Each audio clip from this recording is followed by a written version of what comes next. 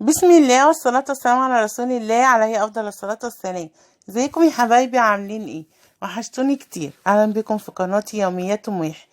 كنت في مشوار ورجعت متأخر ومكنتش عارفة أعمل ايه ومحتارة، ملقتش قدامي غير الأكلة اللي هي بصوا في منت كده تكون خلاص اتعملت، يعني نص ساعة وتقولي أنا طبخت.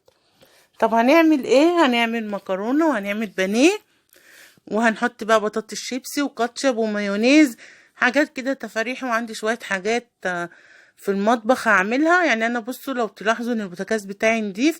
انا قبل ما اروح المشوار يعني عارفة ان انا هصبح الصبح هروح مشوار، فعملت المطبخ بتاعي من بالليل. بس طبعا بقى الحاجات اللي طلعت اثناء ما انا بطبخ، اثناء ما الاولاد فطروا وانا مش موجودة. وكنت طول ما انا ماشية في المشوار اللي انا كنت فيه كنت عمالة افكر هعمل ايه. المهم وانا راجعة اشتريت بانيه وقلت بقى نعمل مكرونة وبانيه. حمرت البصلاية حطيتها على البوتاجاز، وهنا بقى هعمل البانيه. بصوا البانيه عندي انا كل مرة بعمله افتكاسة، يعني ملوش تتبيلة معينة ان انا ماشية عليها على طول، لا. يعني كل مرة بعمله بطعم غير المرة دي حبيت ان انا اعمله بالبهارات بتاعة الفراخ، وحطيت ملح وحطيت فلفل وحطيت كمان ربع ليمونة. ومش قادرة اقولك ان ربع الليمونة ده كان مديله ريحة وطعم تحفة. جربيها وان شاء الله هيعجبك. وحطيت خل وهحط كمان جنزبيل، وهحط كمان حبهان مطحون. حبهان مطحون وجنزبيل وتوابل فراخ، كان طعمه والله عظيم تحفة. جربوها التتبيلة دي وان شاء الله تعجبك. وهتلاقوا بصوا ده هنا الحبهان، وهحط جنزبيل او تقريبا حطيت لسه مش. او هنا بصوا ده بصل بودر وتوم بودر، انا بحط الاتنين على بعض. هفرمهم بقى كويس، وبعد كده هدبل بيه. انا معايا كمية بانيه كبيرة كتيرة، لان انا حابة بقى هعمله الصراحة يومين. لاني تعبانة كده ومهمدة، وبصوا قلت بقى لا يلا هتاكلوا بانيه يومين، يعني هتاكلوا بانيه يومين. هجيب بقى الطبق بتاعي ده هنزل فيه التتبيلة بتاعتي عشان خاطر احط البانيه فيها. طبعا لما بتكوني جاية من مشوار ومستعجلة مش قدامك الا لما تكوني اكلة سريعة وفي نفس الوقت حلوة. طب وهي في احلى من كده؟ مفيش حد ما بيحبش المكرونة البانيه. هقولك هنعمل ايه؟ مكرونة وبانيه على طول. هقلب بقى البانيه بتاعي مع التتبيله الحلوه دي. وعايزه اقولك ان المره دي استغربت خالص، كل مره ما كنت بعمل البانيه بالبصله كان بينزل ميه، المره دي البانيه بتاعي ما نزلش ميه خالص. ما نزلش ميه ليه؟ لان الليمونه تقريبا قفلت المسام بتاعته هي وشويه الخل تقريبا، هو لان هي دي حاجه زياده اللي انا حطيتها. هعمل بقى هنا الطماطم هضربها في الخلاط واصفيها، وكمان البصلايه بتاعتي احمرت، وكمان حاطه الحله اهي على النار علشان نسلق يعني المكرونه. عايزه اقولك ان بصي لما تكوني في مشوار يا ريت يعني ايه تنتهزي بقى الفرصه دي وتكوني مش عامله اكل.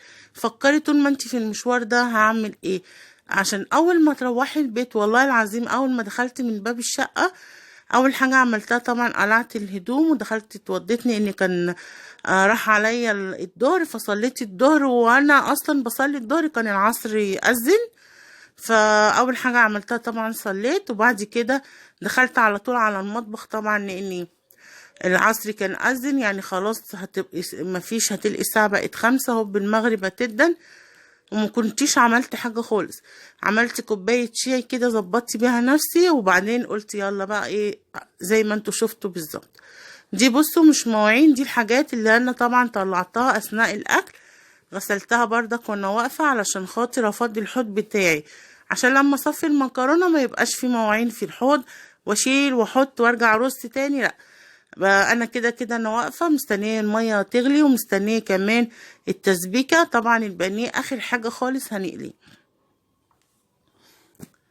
قبل كمان لما باجي يعني اقلي البانيه بحب دايما احطه في التلاجة. لو انا بقى مش مستعجله بحطه وبعمله في البقسماط او الفيجيتار، وبحطه بقى ايه مثلا زي ما نيجي نقلي. لكن طبعا الوقت كان هنا ازف خلاص شويه، وكان بابانا جه بعد مني كده بحوالي ساعه، فانا اول ما خلصته دخلته التلاجة على طول. الاكله بالظبط هي ما خدتش نص ساعه، بس طبعا علشان انا ما يعني ما اكلناش في ساعتها، سبت البانيه علشان نقليه براحته. لكن لو انت مستعجله صدقيني نص ساعه تقدري تعملي اكله زي دي، وكمان تقدري تعملي طبق سلطه، وهتقدري تعملي طبق طحينه. يعني نص ساعه كافيه ان انت تظبطي فيها سفره حلوه كامله متكامله. وممكن كمان تحمري بطاطس، مش شرط ان انت تجيبي شيبسي. انا جبت شيبسي عشان انا كنت عايزه شيبسي انا والاولاد. هنا زي ما انتوا شفتوا غسلت الحوض بتاعي وحطيت المصفى، والميه خلاص اهي غليت معايا او بتغلي. هحط بقى الملح وهحط شويه زيت وهنزل عليها بالمكرونه. هنا حابه ان انا اعملها مكرونه اقلام. هنزل ب3 اكياس. لازم تحطي شويه زيت في الميه بتاعتك عشان خاطر المكرونه ما تبقاش يعني لازقه. هبدا بقى افضي المكرونه بتاعتي تتسلق، وعقبال ما هي تتسلق في الوقت ده هنعمل البانيه في البقسماط علشان ادخله شويه في التلاجة.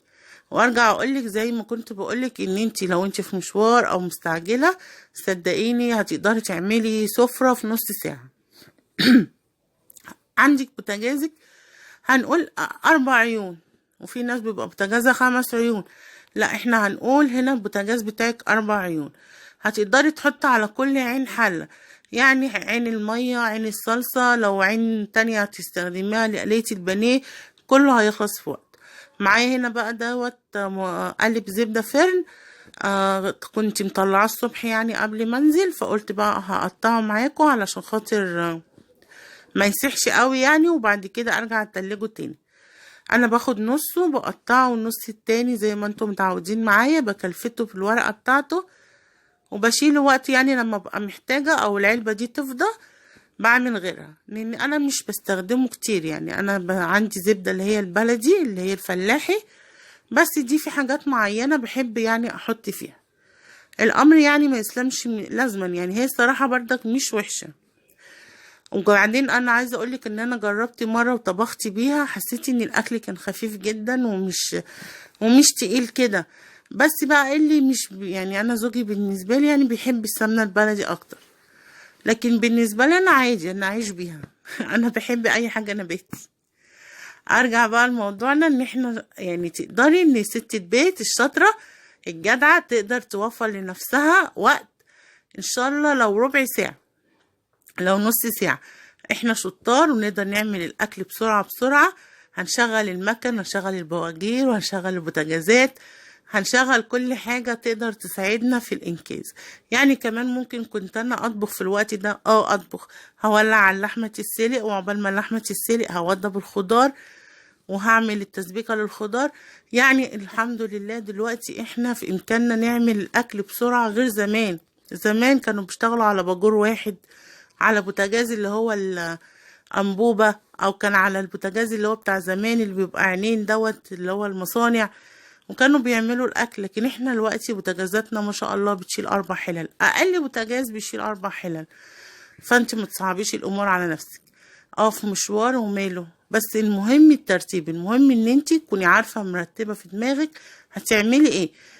مش مثلا تروحي مشوارك وتيجي تقعدي بقى حطي ايدك على خدك، طب ناكل ايه يا ولاد، طب ناكل ايه يا بابانا مثلا، طب ناكل ايه يا فلان، طب ناكل ايه. لا، انت روحي مشاويرك عندك مثلا، او ممكن تكوني مش في مشوار، ممكن في البيت ومثلا بتروقي عندك شغل كتير. لازما برضك تكوني مؤسسة في دماغك انت هتمشي ازاي، يومك هيمشي ازاي، علشان خاطر تبقي لاحقة كل وقتك. هرجع بقى اقولك ان انا هنا بص حطيت كيس فيجيتار على البقسماط والفيجيتار اللي انا كنت عاملاه. وهحط بقى هنا ده حوالي نص كوباية لبن، وكمان عليها بيضاية وملح وفلفل. هدبل البانيه بتاعي واحطه شوية في التلاجة في الفريزر، لان طبعا انا هنا يعني كنت خلاص هنتغدى، فهحطه بس ايه 10 دقايق كده او 7 دقايق في الفريزر عقبال ما اطلع الطاسة واحط زيت، يعني عقبال ايه لما اظبط الحاجة اللي انا هقلي فيها. انا هنا بالنسبة للبانيه بحب اعمله مرة واحدة بالفيجيتار يعني كده واركنه، مش بحب اقلي يعني وانا بعمل. لما بكون بس مستعجلة او عندي ضيوف او مثلا عاملة كذا صنف، طبعا عادي بعمل وبقلي على طول اللي انا بعمله بقليه. بس وهو ده بقى كان الفيديو بتاعنا. حبيت اوريكي ازاي لو انت جايه من مشوار او انت ايدك مش فاضيه، ان ازاي ترتبي في دماغك تعملي اكله بسيطه وسريعه والاولاد كمان هيحبوها. احنا الكبار والاولاد كله ما فيش حد ما بيحبش المكرونه والبانيه. ولو الفيديو بتاعي بقى عجبك، انا بصوا هنا هختم الفيديو في الآلية لان في عندي مقطع يحيى حذفه اللي هو بتاع تصوير الاكل، بس هحط لك صورة للاكل عشان تشوفيه يعني بعد ما خلصت. ومتنسيش بقى في الاعجاب والاشتراك وتفعيل الجرس عشان يوصلك كل جديد. هنا بصوا البانيه بتاعي حطيته هنا. دي الطاسة بتاعتي ما شاء الله كبيرة، بتاخد كمية كبيرة. وده منظر الاكل، يا رب يكون عجبك. فما تنسيش بقى في اعجاب، واسيبك ان شاء الله في رعاية الله وامن. السلام عليكم ورحمة الله وبركاته.